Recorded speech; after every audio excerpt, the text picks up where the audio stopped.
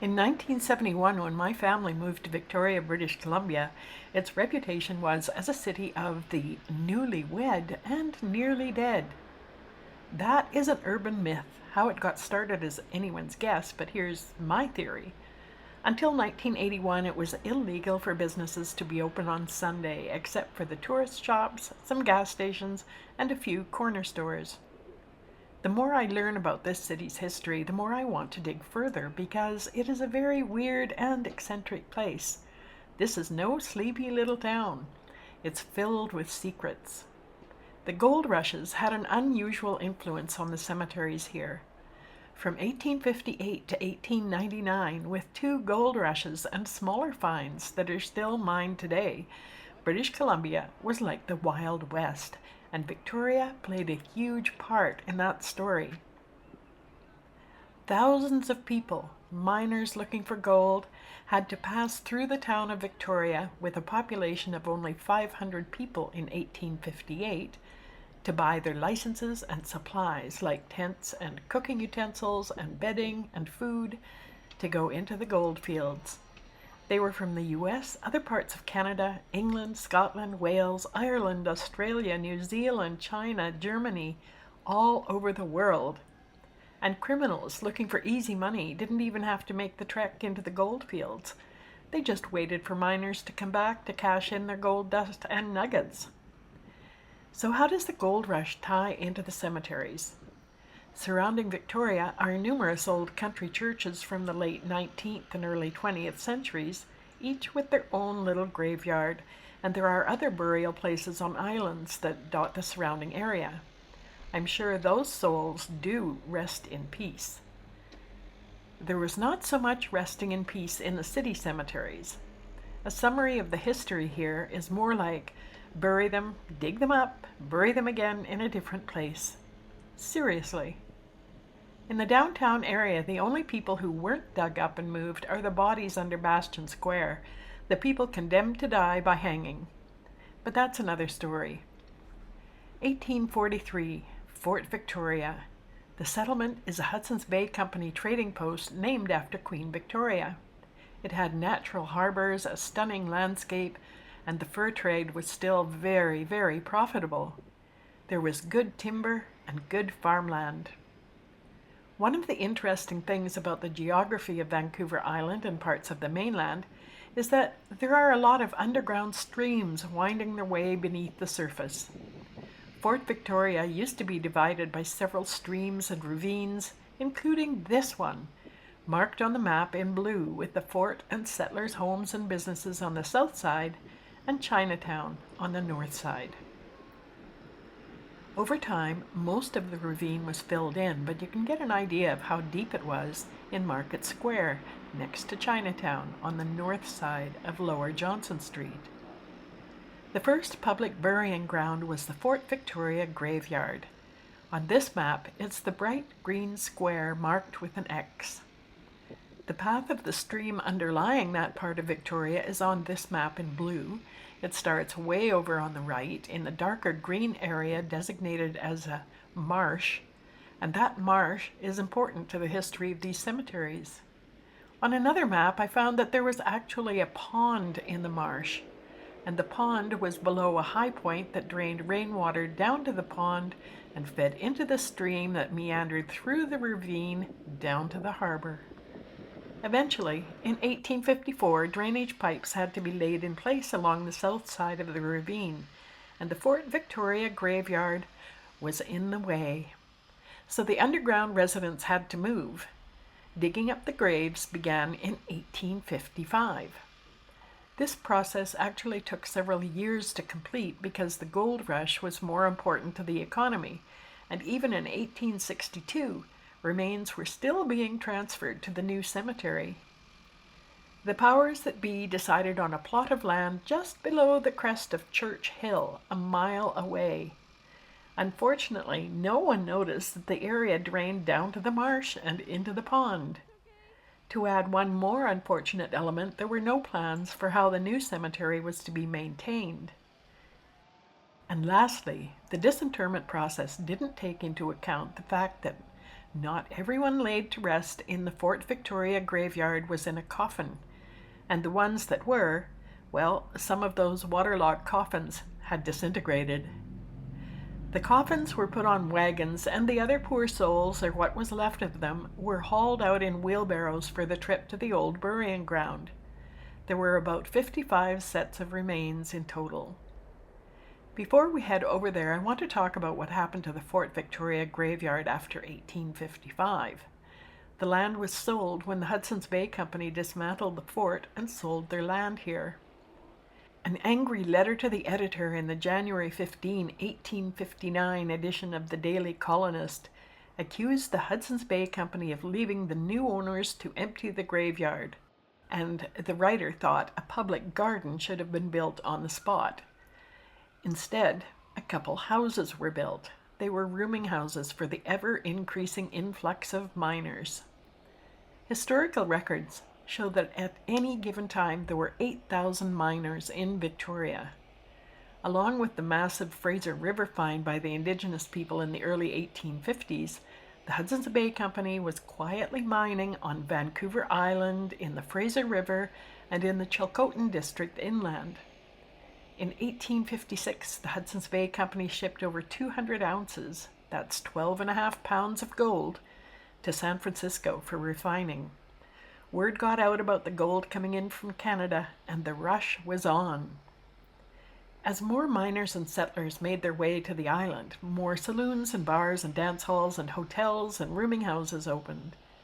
20,000 miners arrived in July 1858, and another 10,000 by the end of the year. They had to buy their licenses and find accommodation, and entertainment and refreshment, those were priority. Along with all this, the demand for beer was so great that several breweries opened. These breweries were so successful that their beer was shipped across Canada and down to the United States. Victoria had a rather large red light district. There was something for everyone. Saloons and bars were open 24 hours a day, 7 days a week. Dance halls didn't have the same long hours because, red light district. But the saloons, bars, and dance halls were full all the time, especially in winter when the weather was too dangerous for mining. Miners were going to or returning from the gold fields to cash in their gold and wait for the ships that would take them to wherever the next strike happened, or going home, or just somewhere else. There were brothels galore, secret gambling rooms, and opium dens, and barroom brawls with betting initiated by the saloon owners to bring people in through the swinging doors. There were over 100 saloons, bars, and dance halls, and just as many rooming houses and hotels. Crime was a bit of a problem. On this map, you can see the 3 footbridges on Lower Johnson Street that connected the main town of Victoria to Chinatown, where opium was legal and gambling was hidden but prolific. Things calmed down considerably when the Fraser Gold Rush ended in 1867, but ramped up again, though not to the same level, for the gold mining in the interior and the Klondike Gold Rush of the 1890s. So it was probably a good thing that the Fort Victoria graveyard residents were moved, with all the action that was up on the ground level. That corner has seen a lot of changes. First, a couple houses were built during the heyday of the Fraser River Gold Rush, then torn down and redeveloped in 1878, and that building still stands today, nearly 150 years old. It was a grocery store, then a hotel, then another infamous bar called the Regent, with a cigar manufacturing business on the second floor. The Regent was expanded in 1910 to the west, where a couple more occupied graves were found, and moved to the Ross Bay Cemetery. When the Regent closed, the building became a men's clothing store, then a coffee shop, then an A&W fast food restaurant, and now it's a Burger King, home of the Whopper. The old burying ground lasted just 18 years, from 1855 through 1873, when Ross Bay Cemetery was opened even further away. The old burying ground was closed because No one looked after it, and as far as anyone knew, there was no more room. Here's a photo from 1866 and 1875. Today, the old burying ground is shadowed by Christ Church Cathedral, consecrated in 1929, replacing a residence and garden called Bishop's Close at the crest of the hill called Church Hill. The two churches that came before it were a block to the west. It looks like a park today with benches, a cenotaph where wreaths are laid on Remembrance Day, and a few monuments here and there. There's a little laneway to Christchurch Cathedral to the south. This cemetery covers almost half a city block, and there are actually around 1,300 graves here. It was also known by two other names, the Quadra Street Cemetery and Pioneer Square. Looking at it from a distance, the questions that come to mind are, where are all the graves? What is that little grouping of tombstones and ledgers at the back? With 1,300 people buried here, isn't it kind of disrespectful to be walking around on top of them? And why were nearly 24 graves here exhumed and moved to Ross Bay Cemetery? In January of 1859, when the cemetery was just 4 years old, an anonymous letter to the editor appeared.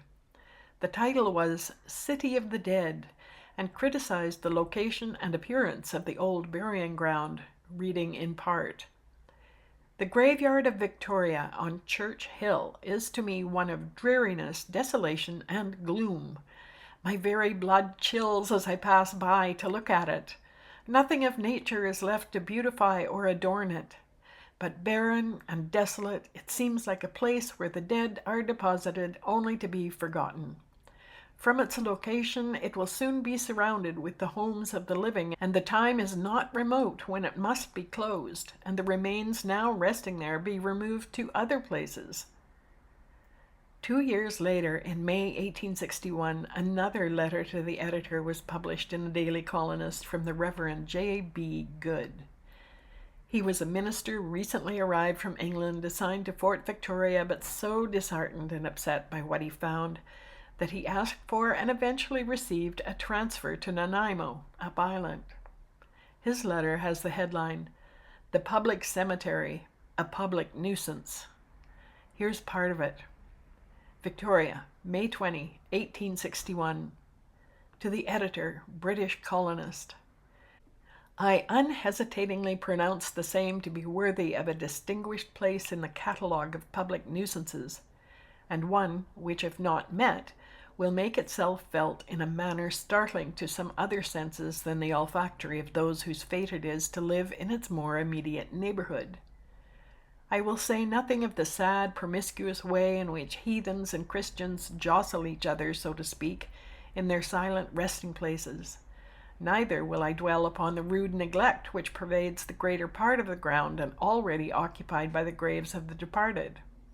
Sir, I base my observations upon scientific and sanitary grounds, and feel that further investigation will convince the skeptical of the propriety of shutting it up at once, and so save the public health and all future litigation as to a right-of-way into it. Next, on examination, it will be found gradually to slope from the south to the north in the direction of Mears Street.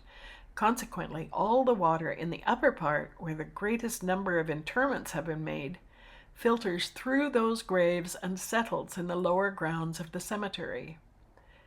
You have only then to open a grave in winter in the lower part to find out the mischief.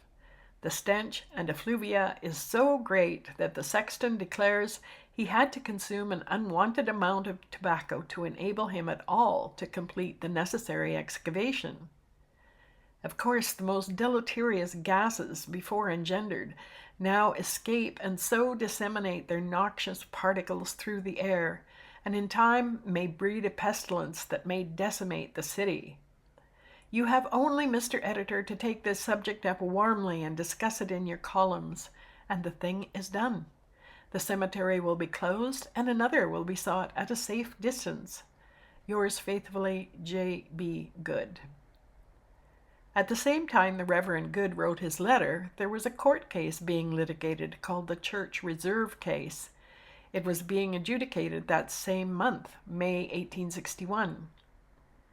The old burying ground was a public cemetery and not attached to any one church, and there were sections as usual for Catholics, for Anglicans, for military, and for others who didn't fit into the other sections. The suit was brought by the Catholic bishop, Modeste de Mere, and the antagonist was the new Anglican bishop, George Hills. Bishop Hills had arrived the year prior, 1860.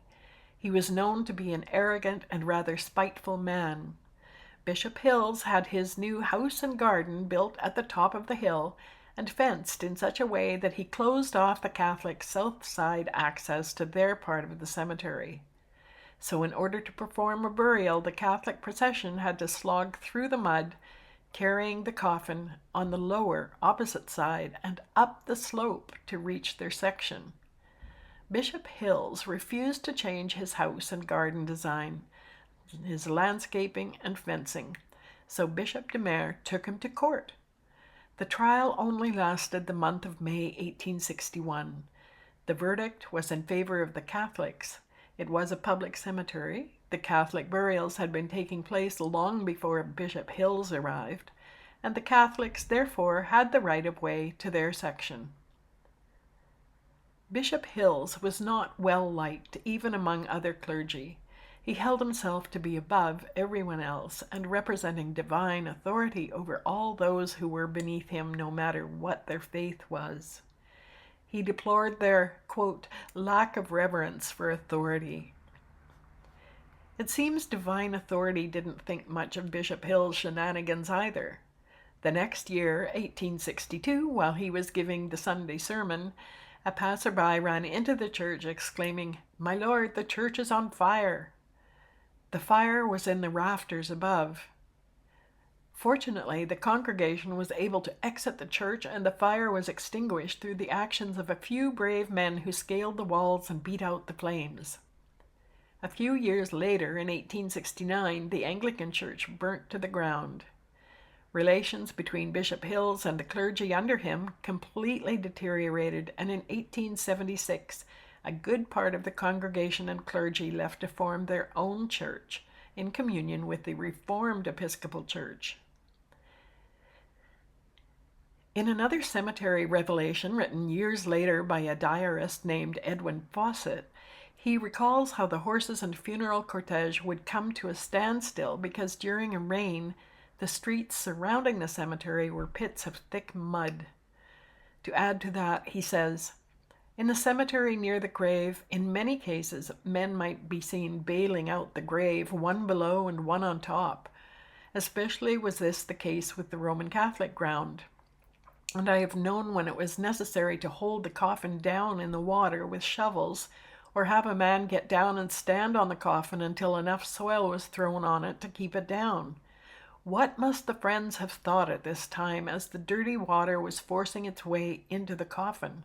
In the majority of burials, there was no grave case, which helped to make matters worse." There are 1,300 people buried here, and the cemetery suffered from complete neglect over the 18 years it was in use. When there was no more room for burials, in 1872 the property at Ross Bay was purchased for a new cemetery, and a few of the old burying ground residents were disinterred and moved. But it seems as if very few people cared about the old burying ground itself. I suppose the reasoning was that the state of the grounds above didn't affect those that were below. Letters and requests and complaints to the province and to city council went unheeded for over 30 years. Finally, in 1908, the city grudgingly put funding toward creating a public park.